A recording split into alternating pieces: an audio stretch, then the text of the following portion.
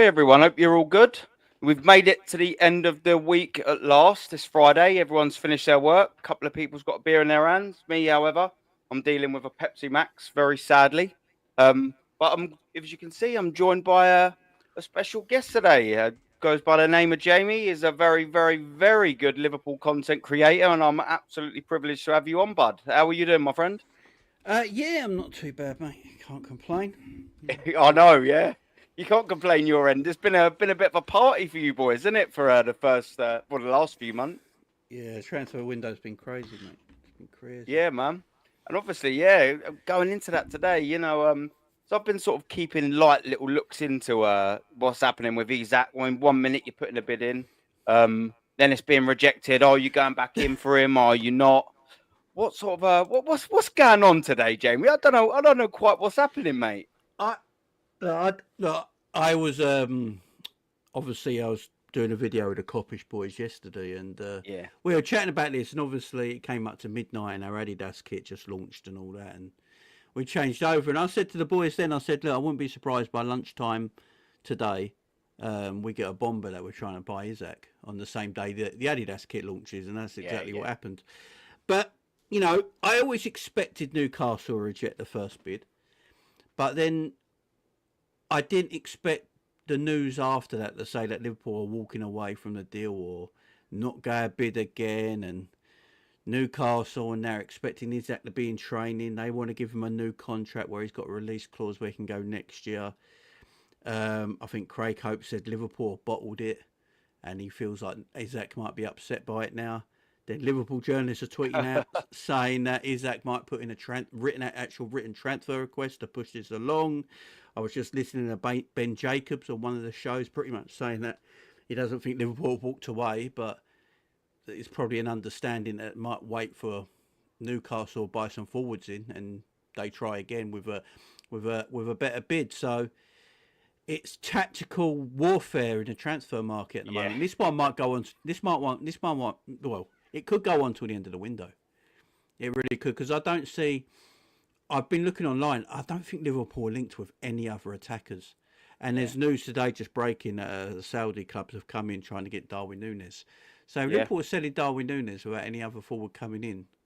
Don't make too much sense for me. And the way we do business with the people in charge, they usually have their backs covered. So they usually have Plan A, Plan B, Plan C ready to go. So, but it sounds like it's going to be Isak or nothing at the moment. I'm a bit confused by it, but I have this sneaky feeling Isak will be a Liverpool player by the end of the transfer window.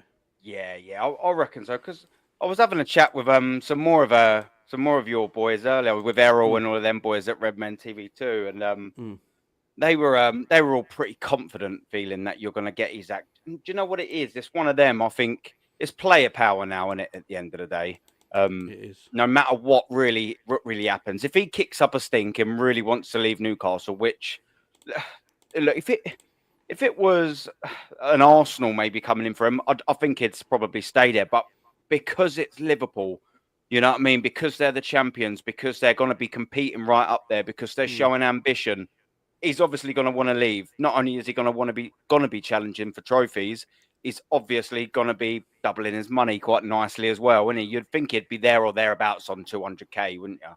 Yeah, yeah. If I think they've yeah. already agreed personal terms. So Oh, I really? don't. Yeah, Liverpool and New. Apparently Liverpool and yeah, and Isak have already agreed personal terms. So I don't think like every Yeah. even the Newcastle report was saying by the same personal terms ain't an issue. So personal terms are not the issue. It's just Newcastle willing to do business at the moment. They don't. I know a lot of Newcastle fans are upset and angry about the way Liverpool have They acted, are, aren't they? That's so which salty. which I don't really understand too much because this is our. Look, unfortunately, Real Madrid have done it to us. Look, all football fans are hypocrites when it's your own club, yeah. Yeah, But yeah, when yeah. you go to do the other thing, like putting a low offer, Newcastle's in putting a low offer for Wissa at 25 million was a bit of a piss taking a joke. Yeah. If they really wanted him, they could have gone and got him properly. He's not a big target player. He shouldn't be a problem for Newcastle. So we're all bastards like that. It's just the name of the game, ain't it?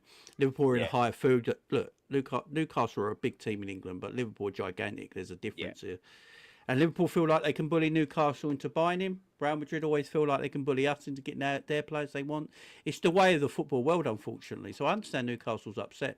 But I'd also look at Newcastle. If I was Newcastle, I'd also look at their own ownership and the way they're running things at the moment. It's their biggest summer for a long time. Just won their first trophy after 70 years, going into a Champions League season. Yeah. And all they've got is a Langer and a goalkeeper that's not even better than their goalkeeper on loan.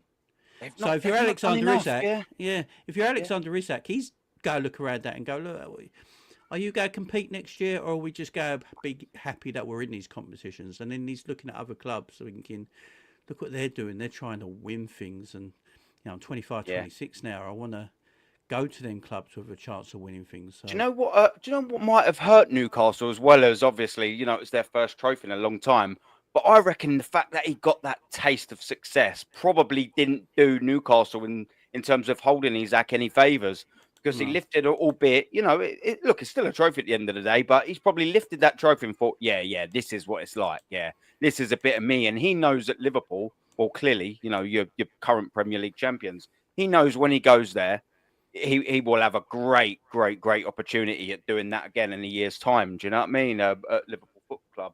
At the end of the day, as well, it's all down to him, innit? If I don't know what your opening bid was, is it like 110 or 110? Was it or something? It was 110 with 10 million add-on to make it 120, which obviously is a big lot. Yeah. It's a lot of money, and I think Liverpool expected the first bid to get rejected, but it's sort of a bid where you're like, well, let's negotiate and see what we can do here. What's the terms?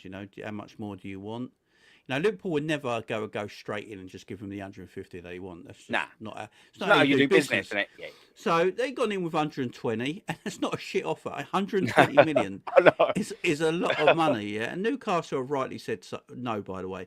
But I know Newcastle fans are getting upset by this, but there is one thing.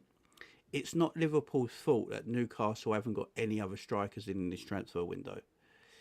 And I they've been trying to go for players, but players, they've been trying to go for forwards, but they're not either wanting to go to Newcastle, or Newcastle are not giving them the financial package that will make them feel like they want to go. That's the thing. Clubs can get players. Players are also, they're not always money orientated. They're looking at legacy and stuff like that, and where they could go with a team. But Newcastle are a big side. They're in the Champions League. They have got wealthy owners. If they put really good packages together for some of these players, there's no reason that João Pedro shouldn't have gone to Newcastle. Yeah. Do you know what I mean? There's no reason why he couldn't have. And if they put a right package in for him, he would have gone, in my opinion. So there's something Newcastle are doing wrong as well, where, and now do they want to buy a striker? This is the thing. If Liverpool being told, come back in for him once we get our strikers in, and then just give us a good price for him, and we'll shake hands. But if Newcastle are now going, F it now, we hold all the cards, he's still our player, we're not actually going to look for another striker, we're just going to get Isak and try and get him to sign a new deal and try and sweet talk him in that way. And then I just don't know. I'm reading Craig Hope at the moment on Twitter, and obviously he's a Geordie and a Newcastle journalist, and he's saying now, like, if he thinks Isak's agents have done him dirty, Liverpool might have done him dirty by... even they're now being a bit salty. Not giving him the right price that he should have been offered, and they're not coming back in for you now, and that's the place you want to go. Sign a new deal here. We love you. All this sort of stuff. So that's what's going to be happening behind the scenes. But if Isak's got it in his head, look, I'm done. I don't want to be here now. I'm done. I've done everything I can at Newcastle. I see my life elsewhere. Then it's going to be still very, very difficult for Newcastle to keep Isak this summer. So it's 4D chess, man. We're going to have to just be patient and wait and see. Yeah, I think you hit the nail on the head when you were sort of saying about, it's not Liverpool's fault that they haven't sort of got a striker or a contingency plan. And I sort of believe this as well, and this is no disrespect to Newcastle, by the way, or their fans, but if they thought that they was going to hold on to Isak forever, especially after you hit 2 fantastic seasons of goal scoring in the Premier League, you are going to set off targets across Europe. That's absolute fact. So, he smashed it in one of the biggest, the hardest, the best leagues in the world. you're doing it at that level, you're going to get Liverpool's looking after you, especially when you're after a striker. You're absolutely going to get them tears. If Manchester City didn't have Haaland, they'd be all over this. And of course, if Real Madrid hadn't have had Mbappe, etc., you are going to have a target across Europe. It's just a matter of fact. That's how the game is. And for them not to have had, I know it's easier said than done, but for them not to have sort of signed a striker maybe in the last year, just as a bit of a contingency plan to, sort of go, will he, won't he sign a new deal with Isak? If he doesn't, look, we've got Visser in. Maybe they should have instantly just got him in at the start of the window and gone, look, okay, if no one comes in for Isak, we've still got Visser in. No problem, mate. Yeah, absolutely fine. We'll have the both of them. And then because he's got 3 years left on his deal, Jay, it does, the transfer value doesn't really diminish that much, does it? Nope. From 3 years to 2 years. If he had 2 years left on his deal, it'd be a different kettle of fish. Purely because next year, and he's only got that 1 year left on your deal, you really ain't got many cards left on the table. No. But I mean, I just think they've just left themselves, Newcastle, so vulnerable. And like quite rightly you said as well, Bud. They've tried signing other players, they haven't got any over the line. If you're Newcastle and you're a Newcastle fan, you must be.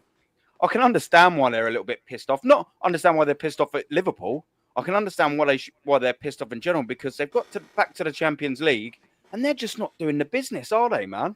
No, it's not happening for them. No. But if you was to put like a likelihood of it as a percentage, what would you say you're landing Isak? Are you double confident here? I don't.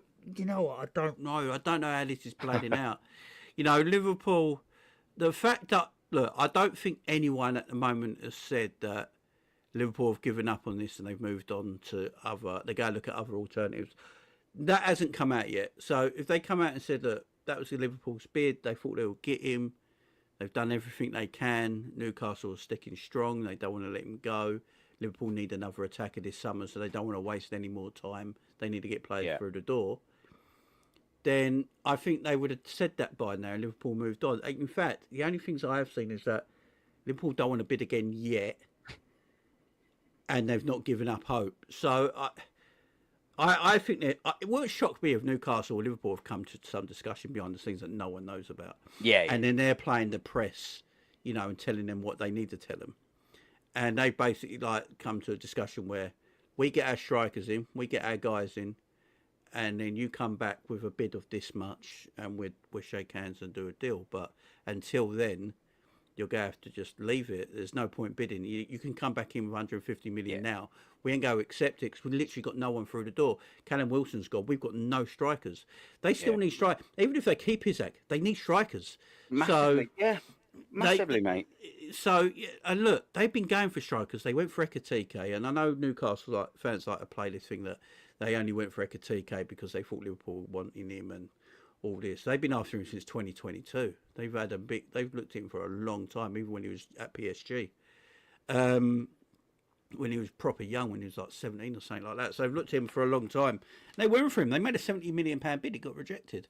They've been in for Sesko. Obviously, now Sesko's chosen Man United, which, if you're a Newcastle fan right now, the fact that Benjamin Sesko has chosen Man United over your club when Man United are in the crap right now. As well as Mbuemo. Yeah, and still struggling, and no one knows their future, but you've got Champions League football and you look like you're on the up, but he still chose Man United over you. Then Newcastle are just not that club they think they can be at this moment in time, and players are still going to reject them. But they're after all these forwards and they're not getting them through the door, which tells me they've been aware of the Isak situation since last season. And they thought there was a chance he might leave, and they've been trying to get strikers through the door, but they just can't. And Liverpool chanced their hand today. I think Liverpool just chanced their hand. I think Liverpool wanted to see what the feeling was. So they put a bid in they knew would get rejected. I think test the waters, isn't it? Yeah, it's test the waters. Yeah. See if they're open to negotiation. The fact of the matter is, I think what's thrown Liverpool back a little bit is how quickly the bid was rejected. Literally, as soon as it hit the email, it was rejected straight away. So I think that's what surprised Liverpool, how quickly it got rejected. There was no, you're about 10 million short, or none of this. It was, go away. So I think that's thrown Liverpool a little bit. So I think that's why they've not gone a couple of hours later. All right, here's 140 million. Let's just call it quits now. I think that's why they're just pulling back a little bit and just letting things play out. Because Liverpool Do have you, got their striker in the door already with Ekatike, so they've got yeah, that that's what I was gonna. Yeah, they've got that safety yeah, net. They've got that yeah. safety net right at the moment. But the fact that they're willing to let Darwin still go, and Saudi have come in for him today, tells me that Liverpool is still trying to. They feel like they can still get something there, which means they've had discussions. Will you let Darwin go before you get Isak in? Do you reckon? That's what I was gonna. Yeah, you segued me nicely there. If if they do, it tells me they've either know that Isak's definitely going to come and they've already got someone set up. You know what I Yeah, mean? They've already got someone set. And like, yeah, with the Vert stuff. The yeah. thing what Liverpool got, Fact. Liverpool know Isak only wants Liverpool right now. As soon as they were aware that Vert's only wanted Liverpool, Liverpool took their time. They're like, we'll just go with bids. If it gets rejected, it's no big deal. We'll come back the following week with another bid. It gets rejected, no big deal. We'll finally get it sorted and we'll get our guy, because they knew Verts didn't want to go City, didn't want to go Bayern Munich. He only wanted to go Liverpool at that time. So with Isak right now, Liverpool are very aware that Isak just wants to join Liverpool this summer. He's told Newcastle that. Everyone knows about it. So Liverpool probably feel like he ain't going nowhere. Got 4 weeks left of this window. Even if we don't get him at the beginning of the season, which ain't the best, might have wanted him before the season kicks off, but there's 4 weeks left of this window where they can probably still have chats and talks and negotiations. So I think Liverpool probably still calm about this situation, where fans are all like, what is going on? We don't know what's going on. But I think the team, I actually think the club behind the scenes are pretty calm about it. Yeah, yeah. I mean, you're moving in the right way, I reckon, Liverpool. And do you know what as well? If Isak does come in, Darwin goes. Obviously, you got Ekatike as well. And that, what does that mean for Ekatike? Is he just a backup, or are you going to try and squeeze both of them in, move I, formations? I just think it's about squad building, having Yeah, yeah, people in. yeah. That's what Facts. it's about. You know, Yeah, you got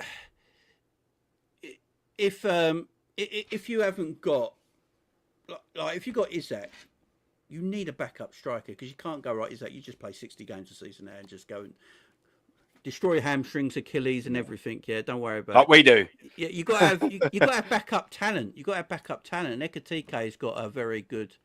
What I've seen of him at Frankfurt, there's a player there. There's no doubt about it. And Yeah. you don't need to rush him. He doesn't have to have all the pressure on straight away, and he can be a squad option. He can start games. He can maybe play off the left occasionally, but coming off the bench and that, and there's nothing wrong with that. I think we're all so big in having a first 11 that sometimes we forget about 12, 13, 14, 15 and 16 at times. Behind that 11, who's going to come in if so-and-so's not there. And so, yeah, I think Liverpool always had it in their mind to get, as soon as unfortunately, the death of Diogo Jota, I think Yeah, yeah, yeah. Liverpool decided, we need to fill that gap and that hole, unfortunately. I don't think it was ever planned. I don't think Jota was ever planned to leave. I think Jota was going to stay, and they were going to try and get Isak because they saw an opportunity there. And why wouldn't you? Oh yeah, 100%. And they've pivoted and gone, you know what, we'll get Isak and Ekatike. And I think that's still their plan right now. Do you reckon? Like, because obviously, like you've let Diaz go as well, and you let Darwin go, and obviously, of course, a very, very, very sad passing of Jota, which is unfortunate. No one saw that coming. There's nothing you can do about that. Mm. In terms of like a striker, do you reckon you're done? Sorry, not striker, as in attack. Do you reckon you're finished there? Because I bloody hope you are. I'm not going to lie. We'll get into Arsenal in a little bit, but if you go in for Rodrigo after as well as Isak, I'm sorry, Jamie, but you lot are starting to take the piss, mate. Like, Well, what's going on with the Rodrigo things? You're going to let us have a little go, or are you going to be I greedy and have him and all? Yeah, so my thoughts. I've not no information on this. It's just my gut yeah. feeling. I think Liverpool are very, very interested in Rodrigo, but I don't think they were looking at getting him, Isak, and Ekatike and Wirtz all in the same summer, because look, Rodrigo's a fabulous player, but the transfer fee is not the problem. It's wages. Wages are the problem at football clubs. It's not really the transfer fees. Facts, When you're bringing in Wirtz, Ekatike, and if you do bring in Isak in as well, they're all going to be over 200 grand a week plus, quite comfortably. 10+ million a season, isn't Yeah, it? Yeah, and sign on fees, big money, big numbers. yeah. Getting Bonuses, Rodrigo, etc. getting Rodrigo on top of that right now, with it, I just don't think it works. But Isak don't come and Liverpool just feel like it ain't going to happen this summer, and for some reason he signs a new deal and they put a release clause in it or something like that, he can go the year after, which I think could be the case. I think Liverpool will pivot and get Rodrigo. Use Rodrigo this summer with Ekatike and everyone else and Salah and all that. And then the following summer, I think if they did that, they would let Cody Gakpo go, have Rodrigo and young Rio as your left wingers, and then go back in for Isak. And that could be the way they could change that forward line in 2 summers. So I think that personally, that's just my feeling on it. I've not seen anyone talk about it. I don't know any inside gossip on that, but yeah, that's just my feeling on it, because getting all them players in one summer, transfer fee is not actually the issue. It's just it's wages, it's the numbers of it's the amount you're putting on your wage bill at the that year, and that's a big increase, especially with PSR and all that worry about as well. Considering as well, you've and deserved, by the way, pay rises to Virgil van Dijk and Mohamed Salah, who for some reason, massive, and deserved. And at the end of the day, at the stages of where you are, it's easier for you guys to give them a 2-year high deal than rather replace them both now with finances, and it just makes absolute sense. And they're worth that deal. And they're worth that deal. Mate, do you know what, bro? Like, you probably have seen one particular Arsenal fan who, for some reason, predicted Liverpool would finish 4th. I mean, that is, Oh, come on, man. Yeah, that's I've got that, PR at its finest. I've got that bookmarked. Don't worry, I've got that. But in that same video, he said another madness, and big up as well, chat. Smash the likes up, and James Link is in the title.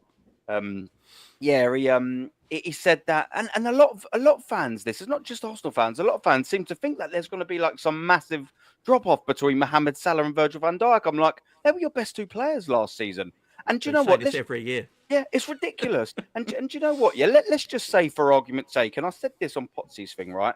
If they was, and players do sometimes they just have bad seasons. Sometimes they do naturally drop off when they're older. But if they do drop off, let's just say, for argument's sake, the maximum Virgil van Dijk's dropping off is the best defender in the league to the 3rd best defender in the league. And do you know what I'm saying? Yeah. And if Salah has a drop off, he's going from the best right winger in the league probably to the 2nd best right winger in the league. Well, people just seem to think they're going to fall off a cliff and then into an infinite manhole or something. Like, I don't really understand it, man. Like, it's just fans. I think they're a bit jealous, aren't they? Like, sometimes. Yeah, don't get me wrong. I'm one of them sometimes. You know, it's a bit frustrating, but I wonder how Christian would have felt if Mo Salah was an Arsenal player. Would he say that same sort of thing? Yeah. Because, Salah had an unbelievable season last year. And I'm not saying he's going to do that every year going as he gets older. That's just naive to think like that, right? Yeah, cool. But what people seem to forget is he had that year while he's getting older. So his game's improved from the moment we bought him. His game's improved. Look, Salah's not slow by any means, but he's not the lightning quick player he once was. But he's still pacey, he's still a good passer player. But what he's done, he's a very intelligent footballer. He's changed his game. And he's told the manager, look, I'm a right winger, right? But I don't need to go and cover the right back. You know, I'm getting older. If you want to use me correctly, leave me up the pitch. I'll get your numbers. Don't worry about it. That's what he told the manager. That's what we learnt last season. And what did the manager do? Accommodated it. Yeah, and he's bang on. It's not hard, is it? and he's bang on, and that's how you go. And that's what Ronaldo does. Look, I'm not the biggest lover of Ronaldo personally, but he's one of the greatest goal scorers ever because managers realise what he does, use him to his best. You know, don't try and change a player that's brilliant at what they do. You know what I'm saying? Yeah. So Mo will be Mo this season. Like, Mo already looks great. I mean, he should have had like 4 assists the other day against Yokohama. Some of his vision off that right-hand side is electric. You know, I just don't see that man dropping. I still see him getting 20 goals in all comps again. Minimum. Like, if we do get Isak, he's going. If we do get Isak, the amount of assists he's going to get next season will be off the charts. You know, all them assists that he didn't get last season because Darwin or someone else was in that area. Yeah. When you got Isak in that area, it's just going to go off the charts, ain't it? So, and Wirtz as well. You know, Wirtz with Isak and Salah in that little threesome there. That's naughty. So that is double naughty, mate. I just feel like with Virgil, look, Virgil's defending, Sometimes Virgil looks, oh my God, look, Virgil's had a stinker or something like that. The way Liverpool, I've always said this to Arsenal fans, for some reason, just talk about Liverpool's defence constantly, and I love it because our defence is meant to be this shit, but we win trophies every year. And this is not you obviously saying it. Some of the other No, I get it. top goodness, and super duper tops. yeah, and then like we defend differently to Arsenal. We play with a far more risk from our defensive point of view. We leave ourselves isolated at the back because it's the way we play, and Arteta rather didn't do that. He likes a lot of cover in his defence. So Virgil sometimes will look a bit maybe, what's he done there? Because he's a bit more isolated. I get any defender to play in Liverpool's system and do what Virgil van Dijk does and see how well they come off. Do you know what I mean? It's just a different positioning. Way of playing. Well, once you've got that, you don't. All right, pace. Obviously, you do need some form of pace. But if you've got positioning, you're a bit of a beast. Even Mertesacker could get away with it, crying out loud. And we're talking about Virgil van Dijk, not Mertesacker. Once you've got that positional play and that know-how, your drop off ain't 100%. And you're not talking about defenders as well. Obviously, we're talking about forward lines and Isak. What's going on with your pursuit of Gay? Is that something that you're still actively going for, or are you sort of done with the Isak thing? Is it there or bust? I think even if we got Isak, we would have still got a centre back this summer. We need 2 centre backs in theory, but I think Liverpool go, still get the one and have cover in other areas of the pitch to maybe fill in if desperately needed. I think a lot of Liverpool fans still live in a time where obviously we lost like 3 centre backs and long-term injuries in one season, and it's pretty unheard of. I mean, it's actually my birthday tomorrow, so I'm 44 tomorrow. Oh, here he is, good boy. And all the years I've been watching football, I have never seen a team really lose 3 or 4 defenders in one season with long-term injuries. So it is very rare. So when the manager talks about like he feels it's okay, we just get one more, and we got people like Gravenberch and Endo who can cover there if desperate needed. I can understand his thinking like that. From a fan point of view, we're like, as fans, we want like 3 players for every position covered, so he got no issues and no heart attacks. That's what it is with fans. Managers think different to us, and that's fair enough. But I want 2 centre backs, but I can see us getting one. The Mark Gay thing, it's interesting. I think Liverpool rate him. Liverpool really like him. I like Mark Gay. I think he's an excellent centre back.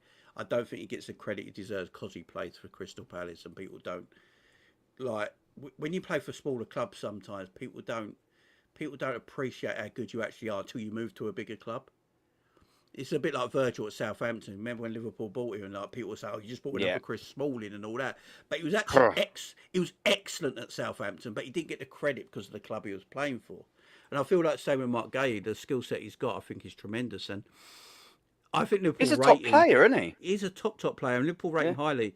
I think the thing is though, his deal literally ends at the end of the year. Mark Gay has made it perfectly clear he's not signing a new deal and he wants to move on because he feels like he needs to take that next step in his career, i.e. like Isak. And he wants to take that next step in his career. In my opinion, he's England's best centre-back. He'll probably be number 1 centre-back at the Euros if he at the World Cup and that if he plays. I just don't think Liverpool want to pay 40 to 45 million for him when he's got only 9 months left on his deal. That's the thing, isn't it? I think Liverpool might play hardball. I think if you told Liverpool, you could buy Mark Gay for 45 million any other time, if he had 2 years, 3 years left in his contract, Liverpool go, yeah, great deal. 9 months left in your deal, 10 months left in your deal, I think Liverpool looking at it and thinking, let's wait here. Let's try and go towards the end of the summer and go, right, we're getting very close to the end of the window now. Are you sure you don't want to sell him a little bit cheaper? And if they go, no, Liverpool wait till January maybe and go, look, he's got 6 months left on his deal. You really going to take no cash for him? Do you know what I mean? He's 20 million now because you can't ask for the 40 now because he's got only 6 months left. So it's half the price for half the time. So here's 20 odd million. So Liverpool can play that sort of like gangster move where what bigger clubs do. So I think if there's a chance they get Mark Gay in, they'll get Mark Gay. I think Kanate has signed a new deal as well. All the news coming out of that now is like he actually wants to sign a new deal. So it's just about getting that done. Mark Gay, Joe Gomez, Virgil van Dijk and Kanate is a decent 4 centre-backs. Yeah. And if that can happen, I'm all right. I'm happy about it. And then you've got Gravenberch who could go in there as a 5th. You've got Endo who could go there as a 5th. But really, how many times you going to need to use them there? Yeah, I was going to say about the possibility. Obviously, it's not ideal moving Gravenberch there, but worst case scenario. And the thing is as well, is if you was to get a guy in, and obviously renew the deal with Kanate, it just buys you that extra little bit of breathing space to eventually replace Virgil van Dijk as well. Because, like Luke said, he's not as if he's going to fall off a cliff anytime soon, but he's obviously not getting any younger. You know, you will eventually need to get that done. And I think it just buys you the next 2 years to at least just be looking and scouting and just trying to be like, right, who is this next guy to come in there and take that mantelpiece? Do you know what I mean? And sort of replace the big man. I think it's obviously wicked deals that you're doing, and we got brother Suge in the building as well. Yeah, Big up to you. Thank you very much for the super chat. Big up Adam, he calls me. Thank you very much, Suge. Big up Jamie in the chat. I did as well do you a disservice. I have actually put your link in the title now, and I've also pinned it in the chat. I know. I thought I'd done it. Yeah. And it's also pinned in the chat. So please, everyone, like Suge is saying, hit the likes and subscribe on here. Make sure you spread the love and subscribe to Jamie as well, and everyone who streams as well. But Suge is an absolute geezer. But yeah, obviously you've had a bit of a blockbuster summer, and obviously it's not ending there in terms of the window. But where do you reckon that's gonna do for you? Like, what's gonna satisfy you, Jamie? Now after doing this business, let's just say you get Isak. What's going to satisfy you at the end of the season before we come over to the Arsenal side of things? And I'm talking trophies, of course, mate. Do you know what I mean? Like, what's going to put a smile on the face? What do you expect Liverpool to do? I expect Liverpool to retain the title. As a Liverpool fan, every year you should be winning the title. It's as simple as that. That should be your goal as a Liverpool Football Club. I always say I think Liverpool are like the Real Madrid of England, in my opinion. That's what we should be. And just winning everything, snapping everything up, buying the best of the best talent in the world should be coming to Liverpool. That's how I feel. And I think that's how Liverpool is starting to act now as well. Liverpool changed the behind the scenes stuff. They've got new people in charge. Everyone knows their role now. It's a well-oiled machine now. And I think that's what Liverpool are trying to do. And look, I look at the league and the way things are right now. I think Chelsea could be a dark horse next season, but I'm still not quite sure the mentality of Chelsea in the Premier League over a long season. Manchester City are a bit... It's weird to say Man City are an unknown because they're Man City and they've done a 4P and everything. Yeah. Conquered England and Europe. Tremendous side, world-class coach. But it's weird saying they're an unknown because I'm not still sure on City. I think City big up. I think City will score barrels of goals because of the talent they got. I think they're a bit soft at the back. I think teams are still like last season. I don't think teams are particularly scared of playing against City like they used to be. Yeah. I don't think you're going to see a lot of the mid-table teams just sitting back and letting City do what they want anymore. I think they'd try and give it a go. That fear factor's gone a little bit. Yeah, they've got great players. No, there's no doubt about that. But look, the City team under Pep, like a few years ago, that was a scary team for anyone to come up against, and people were rightly worried. I don't think this City team's quite there at this moment in time. I think they've bought some good players, some good talent, but the players they bought in January, you're hearing rumours that Pep's not really happy with them, and could be going. So I'm not sure. I think they'll be up there, no doubt, challenging, but it's still a bit unknown for me.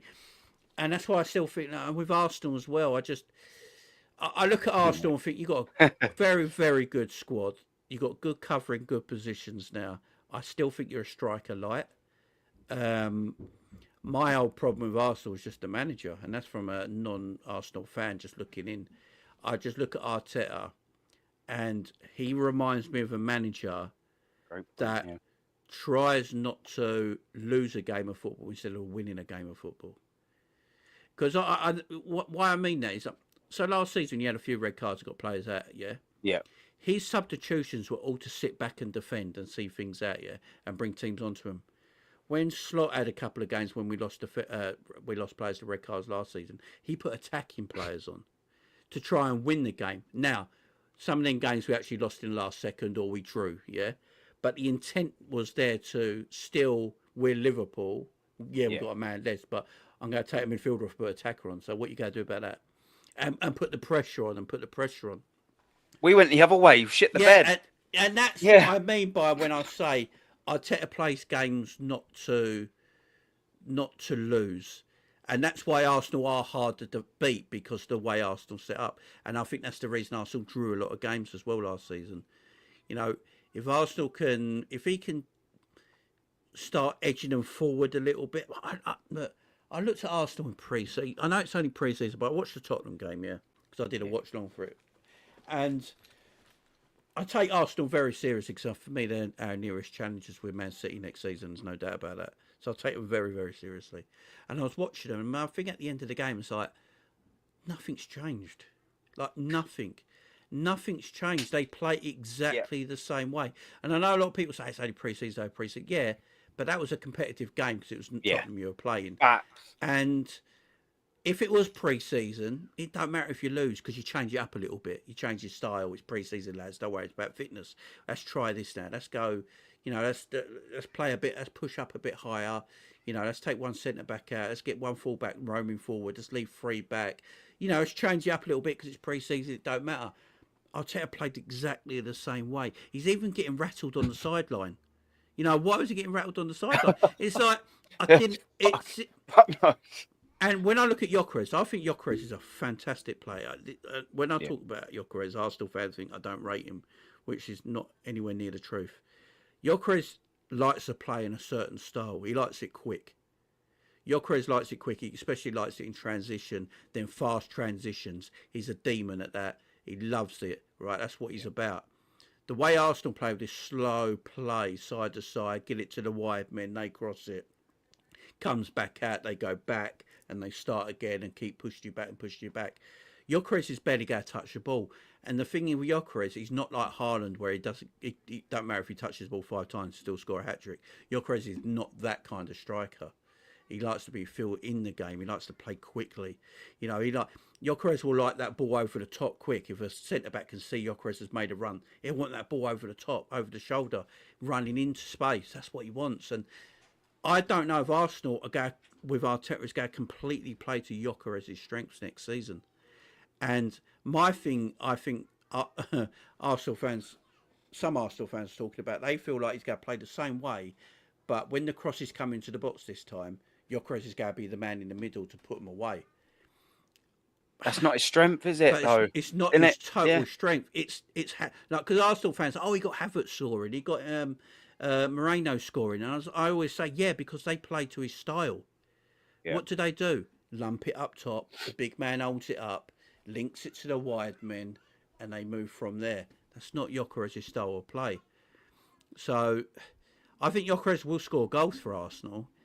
I think for Gyökeres to be a big success, obviously, I think Gyökeres needs to score 30 goals next season to be a success for me, because in all competitions, obviously, I'm sure. Because if he scores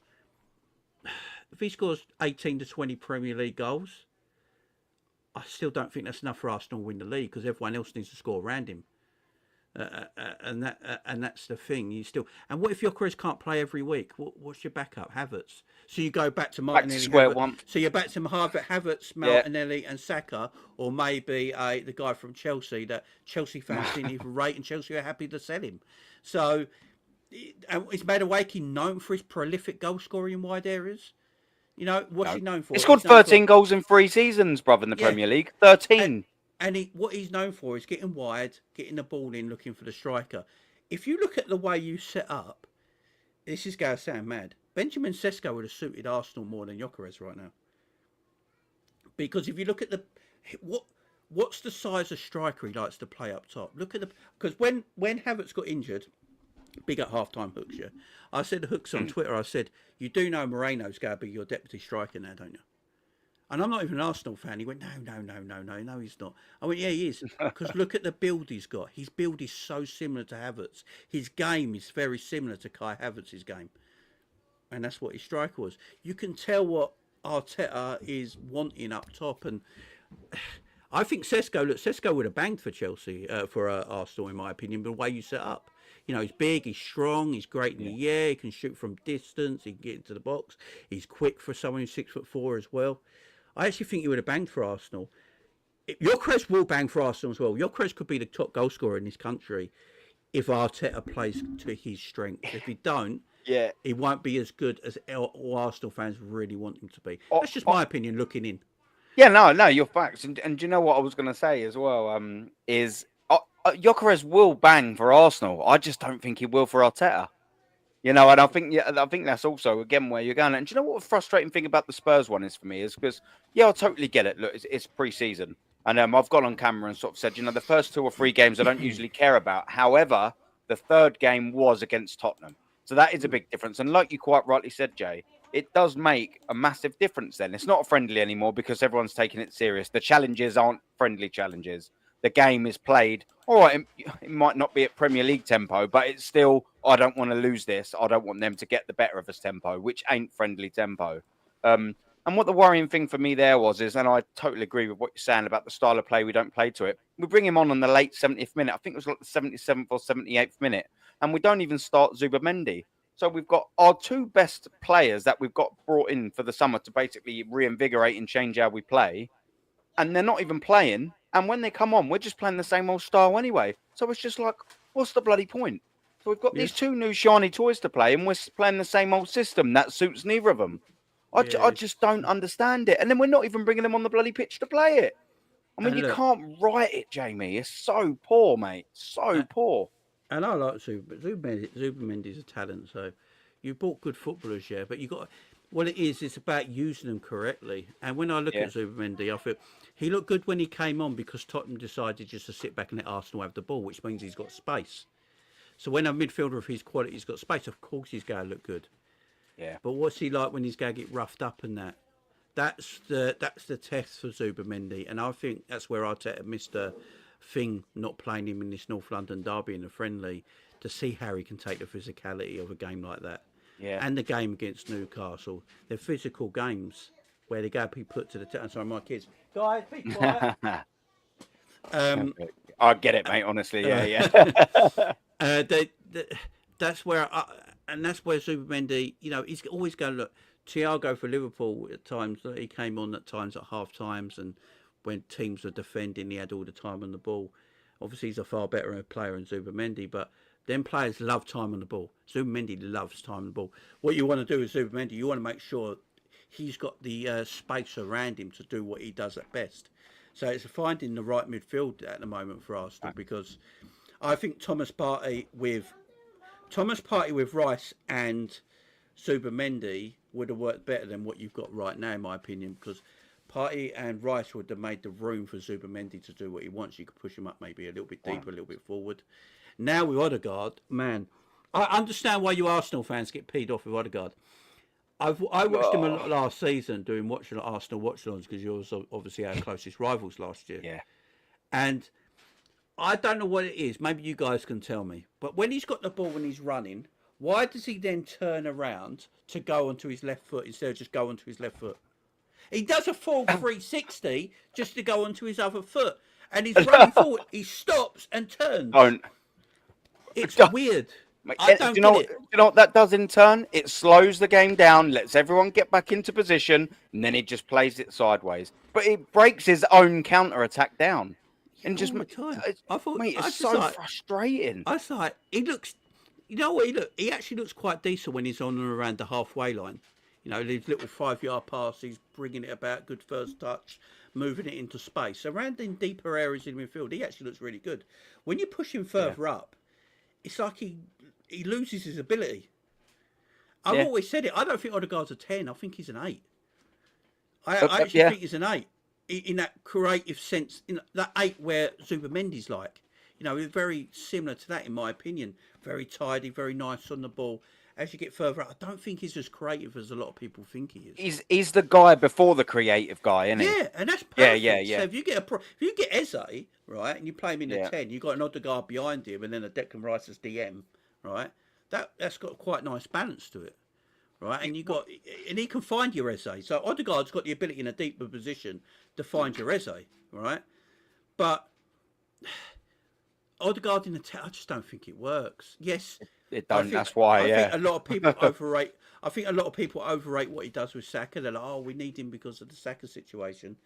It's very easy giving a ball to Saka and then let Saka do all the work. Yeah. You know what I mean? And everyone goes, "That's why we need Odegaard, because he's the only one who can find Saka." If that's the problem, I think the best Arsenal have looked from a midfield standpoint is Xhaka's last season. That is, when I look at Arsenal's when they played that fluid front foot football, and you had Xhaka in that midfield with Partey and I can't remember who it was at the time. I think it was other guy as well. And it Yeah, was it would have just been. Yeah, yeah. he was just spreading the ball. ESR was with You him as know, well, linking up for that. yeah, Yeah, it was yeah. beautiful. It was Yep. beautiful. And since then, I've not seen Arsenal play attacking football since. It's like they We drift because back. we've barely have. Do you know the only time that we actually did play attacking football was not last season, the season before, when everyone was like, "Oh, it's Dubai. It's because we went to Dubai." We came back and we had a run of games where, to be fair, we're blowing teams away, but they were also West Ham away, who were in bits. They were also Sheffield United, who, I mean, me and you could have started up front and bagged that trick each against Sheffield United that season, mate. Do you know what I mean? But look, you still got to put the ball in the net. I'm not criticising it. But other than that, when we had I think it was about a 6 or 7 game patch where we were playing half decent football. That side, you're right. In the last 18 months, it's just been so poor. And mate, I'll go to all the games. You know, it's not as if and there's no disrespect to anyone sitting watching the game or whatever. But when you're in the stadium and you really are seeing the whole thing, you're just getting 360 view of crap. And that's Yeah, what it is at Arsenal Football Club. It's got painful. And I don't ever mind losing. I think most fans don't ever. No one likes losing. But if you're playing well and you're just bested, it is what it is. Do you know what I mean? If yeah, Arsenal and Liverpool are both playing absolutely great football, and Liverpool beat us to it because just on the day they were slightly better, it's crap. But you go, do you know what? What game of football? They were just better than us on the night. But we're just like what you said. We'll go. It'll be 0-0 and we'll bring off a striker and bring on Calafiori or something like that and just go, oh, what we'll do is just be extra defensive and hopefully we can nick a corner and score the goal. That's what Arsenal Football Club are like. Whereas you lot are like, all right, that's it, no worries. We'll bring off a defender and a midfielder and put 2 attackers on. We'll try and win yeah. that game. We'll bring off Odegaard and put Calafiori on or something like that. We play with Or risk. yeah, that's it. And look, it's risk reward, isn't it? You know, Mm. Arsenal are just so conservative. We just don't really do anything. It's frustrating, man. And my question is, because I asked this to Go on, Arsenal mate. fans, I watch a lot of Arsenal content, yeah. Some people watch Arsenal content, especially when Arsenal lose, because it's hilarious. Yeah, people do, right? And because you got the top gooners who just they big Arsenal up to such a degree that when it fails, they just can't handle it, right? And you're like, well, you know, I know we all got a big out football club, but you have to be realistic at times as well. So I watch you, I watch Lee, is it Shane? Is it the Irish? Yeah. He's cool. He is. Is it Shane Gooner. Yeah. DJB? Is it DJB, DJB as yeah. well? Yeah, I watch a lot of you guys, and everyone calls you guys, oh, you're all negative down in Arsenal, you do it for clicks and stuff like that. Yeah. I think it's bollocks, because what I actually watch is that you want your club to be as good as it can be, and you don't think your club is being as good as it can be right now, and you're Not shouting hard, out, is it? and you're shouting out about it, and what your guys are basically trying to say, and some people in the chat as well, you're like, look, it's been 5 years now. We've coming up. I think it's his 6th year, isn't it? In the 6th season, 7th season at the club. This will be 7th. Yeah, 7th season Seventh at the season club. at Yeah. the club. Yeah, he's won one FA Cup right at the beginning. Yeah, which was in COVID time, and apart from that, he's not done nothing with fans in the attendance. And I think Arteta's. I'm not going to sit here and bash Arteta. I don't think he's a shit man. I think he's a good coach and a good manager at what he does. Yeah, but is he that guy that takes you to glory? Is he that guy that takes you over the line? Or is he that guy that can build a team back up, put you on a platform, and then hand it over to the next person to take you that extra 5 yards? Yeah. You know, is he that guy? Because how long do you keep waiting? How long do the players keep waiting? How long do these players keep going? He said it was our time last year and it weren't. He says it's our time this year and we're still, and it's not. It's like, when do you finally go? When do the players sort of like not give up on him, but go and start maybe questioning his methods? You know, I think they are now. I think they are now. I've never heard a manager come out and talk about phases. Never in my life. Oh, it's embarrassing. I've never heard it in my life. And I look at Arne Slot, yeah, people, like, I don't know what it is with some Arsenal fans. They dismiss Arne, right? They dismiss Arne Slot. And they go, because Arne Slot has been a coach as long as Arteta, yeah? About 7, 8 years, exactly the same, right? When he had the job at Feyenoord, AZ Alkmaar, sorry, when COVID hit, AZ Alkmaar and Ajax were on exactly the same points at the top of the league. But they cancelled their league, so you don't know how that was going to end. So, and that was with AZ Alkmaar. He got the Feyenoord job, he won the league, and then he won a cup as well before he left for Liverpool. Debut season for Liverpool, wins the league, does pretty well in Champions League. Unfortunately, going out to the best team in Europe at the time, PSG, and is what it is. In that time, as a coach for Slot, as a manager for Slot, limited time, he's done better than Arteta in his career. But I don't know why people shout down on Slot sometimes to just back Arteta up. Arteta's a good coach, but it's not that guy though, isn't it? What has he done to prove to everyone so far he is that guy? Yes, they're a good team. And I hear some of the AFTV lot sometimes, or the DR Sport lot, when I'm watching, and they're like, it's not his fault that Man City and Liverpool was so good. But you're the same guy who says he's like the best tactical manager in world football, and you've got all the players now. And what is it you were missing last year? A striker. So you've arguably went and got out the best goal scorer in the last 2 years in Europe. If it doesn't work this year, is it just because Liverpool were too good or Man City were too good? You know, eventually that excuse can't keep running, can you? Because if you look at Arsenal's squad, it's ready to go. And I don't know. What makes me laugh, though, is that I don't think he's ever improved a forward while he's been at Arsenal. He hasn't. Saka, I think, when you saw Saka early on and Martinelli early on, they don't play quite like they do now. I think Saka's a blinding player, but I think there's a bit more to Saka's game where you can, I think, get him doing something a little bit more that makes him stand right out. But it's like he's still holding him back. It's that step from being a Salah, isn't it? That's what it is, you know. It's that the shackle, because what he is Arteta's got his little claws into Bukayo Saka, and he's got the shackles on. If he just went, do you know what, Bukayo, just tear shit up, he probably would have not been at Salah's level, not yet. But I reckon he'd have been knocking on that door. Do you know what I mean? Whereas I reckon Mikel's probably taken a year or so out of that. Do you know what I mean? If we played the same football as we did in the 22-23 season, you were referencing as well, when we were blowing teams away for the vast majority of the season. If we'd have played that way for the last 2 seasons, Martinelli would be better. I've almost half given up on him because Martinelli looks like he's given up. Shadow, yeah, that's it. He looks like a shadow, and I think for Bukayo Saka's progression as well, and to link on what you said, if we'd have let him play with the shackles off, Bukayo Saka, and gone for that attacking intent, he probably would have put in a lot more numbers in there, and then you would really start having possibly conversations of not better than Mo Salah, but he's right, not maybe neck and neckish sort of thing. To be there, you've obviously got to put in title-winning numbers. And Bukayo Saka, for all the talent that he's got, I know he had an injury last season, but he just hasn't quite done that yet. You know, do the 25 goals a season. Like Salah got 29 in the Premier League last season, I'm sure it was. You know, do you know them goal-winning contributions to a winning season? Saka just hasn't done that yet. He's had very good seasons, but not them seasons, you know. For Arsenal fans, the Thierry Henry seasons where you just go, do you know what? He was just the best player in that league. He was the best player in that. Yeah, that's it. And Mikel Arteta's holding him back. There's a big harness on that player, and I reckon the shackles just need to come off. And the only way to do that is if Mikel Arteta changes his tactics.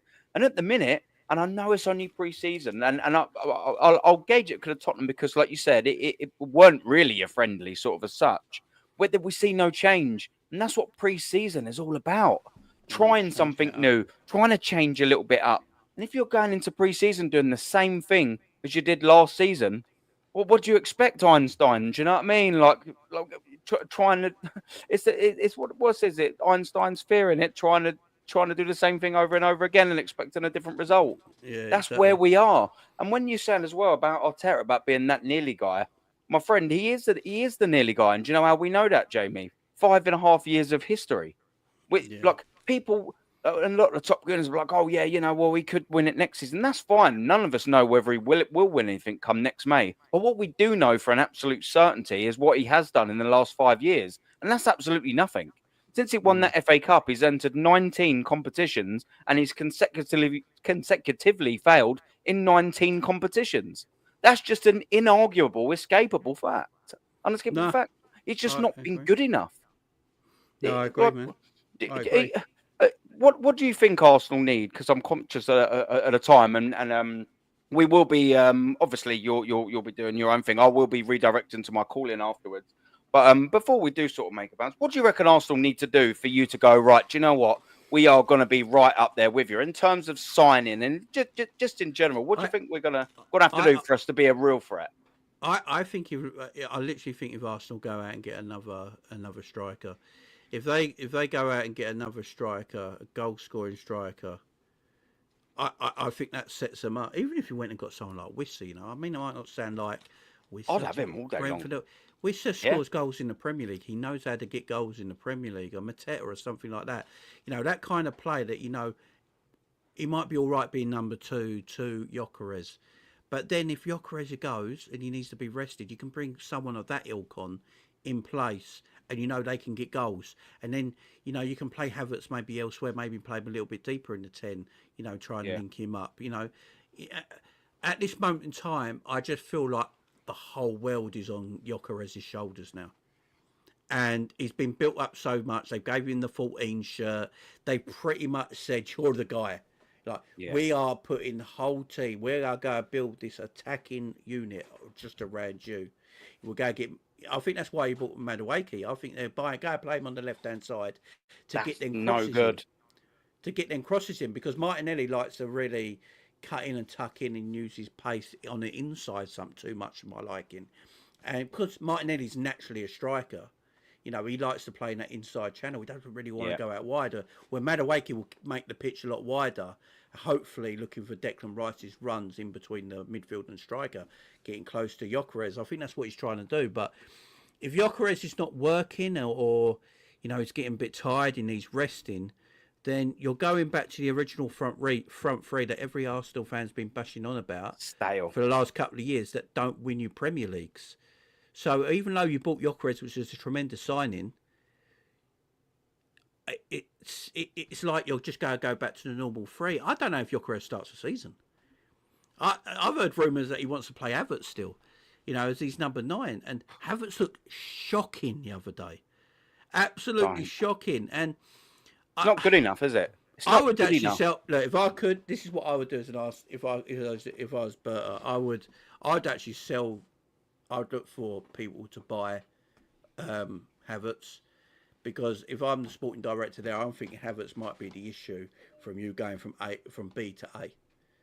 Because if you got rid of Havertz, you get a striker in like a Wissa or Mateta to go along with Gyökeres. Look at that firepower. That is different to what you got now, and that's a little bit more Levels. scary.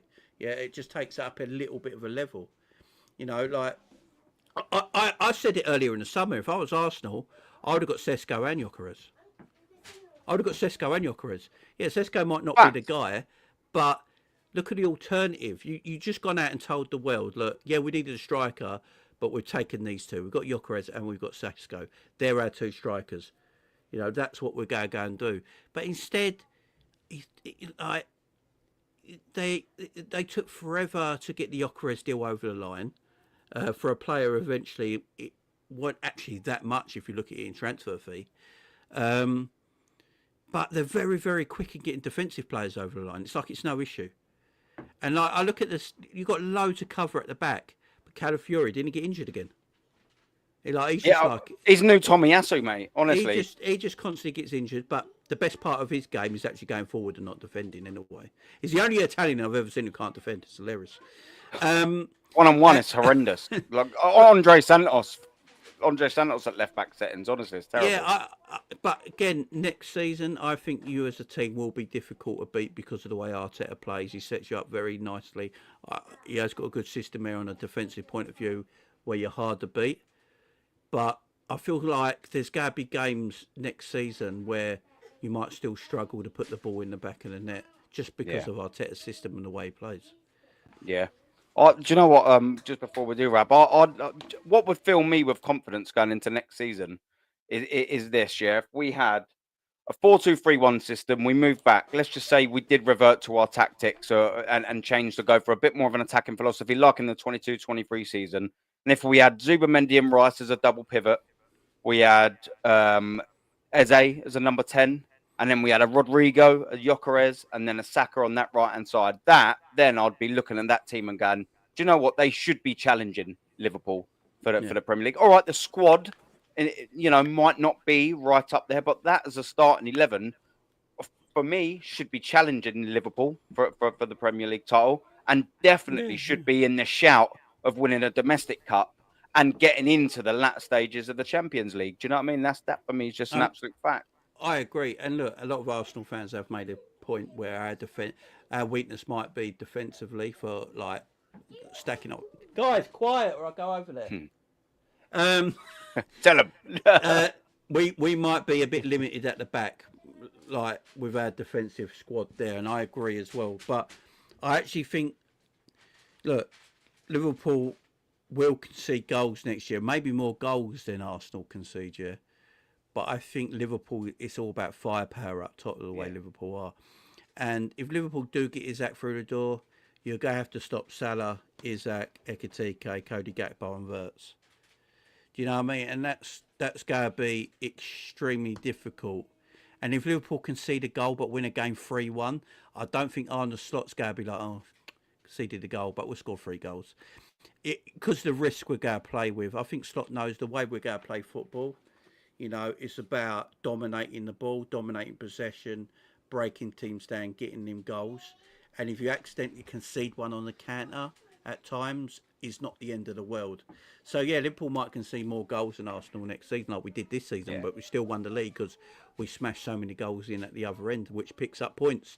I think good defending, I think the days of the best defence wins you the league is gone.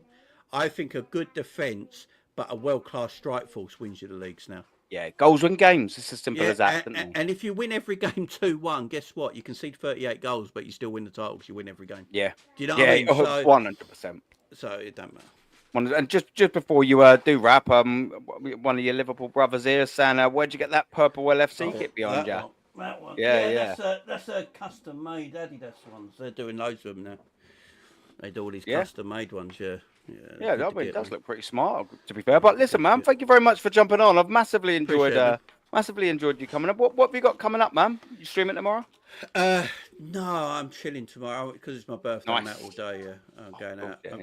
I'm actually in Croydon tomorrow, which sounds mad, but there's I don't know if people like the Rise of the Foot Soldier movies, but I'm a massive fan. They got like a convention up there tomorrow, so I'm going to that. Oh, buzzing, man. Yeah, wicked, man. Yeah, so I'm going to that. I've got a load of meeting a load of the actors and stuff like that and things. So yeah, that's my day tomorrow. I've got a birthday treat from the missus, is it? Yeah. So lovely. I've got a couple of shows now to do with some of my friends, but yeah, I ain't actually going live probably till Sunday now. Oh, wicked. Well, listen, man, for a start, enjoy your birthday, enjoy some time with the family and all that. Thank you very much for coming on. Appreciate it, man. And I'll catch you very soon, man. Yeah, Sweet, brother. Enjoyed it, man. Take it easy, man. Me too.